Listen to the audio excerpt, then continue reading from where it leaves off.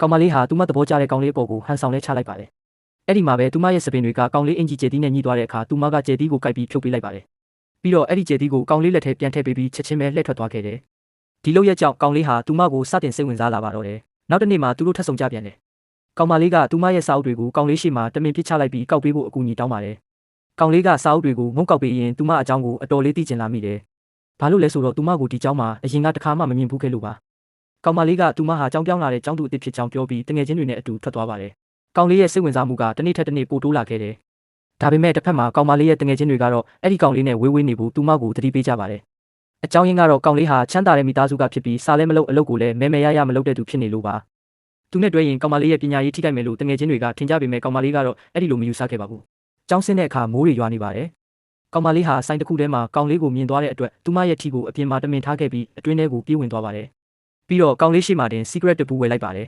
။သူမအပြင်ကိုပြန်ထွက်ခါနီးမှာကောင်လေးကသူ့ထီကိုပေးလိုက်ပြီးသူကတော့အုတ်ထုတ်ဆောင်ကတယောက်တည်းထွက်သွားခဲ့တယ်။ဒါကြောင့်ကောင်မလေးကကောင်လေးစီချက်ချင်းပြေးသွားပြီးအိမ်ပြန်လမ်းမှာထီတလက်တည်းအတူဆောင်ခဲ့ကြပါတယ်။ကောင်လေးကသူမကိုအိမ်ရှိထီလိုက်ပို့ပေးပြီးထီကိုပါပေးခဲ့ပါတယ်။နောက်တစ်နေ့မနက်မှာတော့ကောင်မလေးကြောင်းသွားဖို့လုပ်နေတော့ဆွဲဆောင်မှုရှိတဲ့မိန်းကလေးတယောက်ကကောင်လေးကိုအခြေရေးဖွင့်ပြောနေတာကိုမြင်လိုက်ရပါတယ်။ဒါပေမဲ့ကောင်လေးကသူဟာဆွဲဆောင်မှုရှိလို့နဲ့မိန်းကလေးတွေကိုမကြိုက်ကြောင်းညင်းလိုက်တဲ့အတွက်အဲ့ဒီမိန်းကလေးကဒေါသတကြီးထွက်သွားပါတယ်။ကောင်လေးလက်ကြည့်လိုက်တဲ့အခါကောင်မလေးကိုတွေ့သွားပါတယ်။အဲ့ဒီအချိန်မှာကောင်မလေးကသူမရဲ့ secret ကိုတမင်တကာမှားချလိုက်တယ်လို့မျိုးလုပ်လိုက်ပြန်ပါတယ်။ကောင်လေးကသူမတကယ်စစ်လိတ်တောက်တဲ့ရဲ့လားလို့တန်တရားဝင်သွားတယ်။ကောင်မလေးက secret တလိတ်ထုတ်ပြီးမင်းကြီးဖို့လုပ်တဲ့အခါကောင်လေးကသူမလက်ထဲက secret ကိုလူယူပြီးသူ့ပတ်ဆက်ထဲထည့်လိုက်ပါတယ်။အဲ့ဒီအချိန်မှာပဲကောင်မလေးရဲ့ညာဘက်နားမှာနားကြကရိယာတက်ထားတာကိုသူသတိထားမိသွားပါတယ်။ကောင်မလေးကတော့တခြားသူတွေလိုသူလဲလှောင်ပြောင်လိုက်မယ်လို့ထင်နေခဲ့တာပါ။ဒါပေမဲ့ကောင်လေးကတော့အဲ့ဒါနဲ့ပတ်သက်ပြီးဘာမှမပြောဘဲစစ်လိတ်တောက်ရင်ရုပ်ဆိုးတက်တာကြောင့်နောက်ကိုဝယ်မတောင်းနဲ့လို့ပဲပြောခဲ့ပါတယ်။အဲ့ဒီနောက်ကောင်လေးကလှည့်ထွက်သွားဖို့လုပ်တော့ကောင်မလေးကသူမကိုဆိုင်ကယ်နဲ့လိုက်ပို့ပေးဖို့ရုတ်တရက်တောင်းဆိုလိုက်ပါတယ်။ကောင်လေးကသဘောတူပြီးသူမကိုကိုယ်တိုင်အုပ်ထုတ်ဆောင်ပေးကသူ့ခါကိုမြဲဖတ်ထားဖို့ပြောပါတယ်။ဆိုင်ကယ်စတင်ထွက်ခွာတဲ့အခါနားတဲ့ကိုတိုးဝေးတိုက်ခတ်သွားတဲ့လေညင်းတွေကြောင့်ကောင်မလေးဟာလွတ်လပ်မှုရဲ့ရတာကို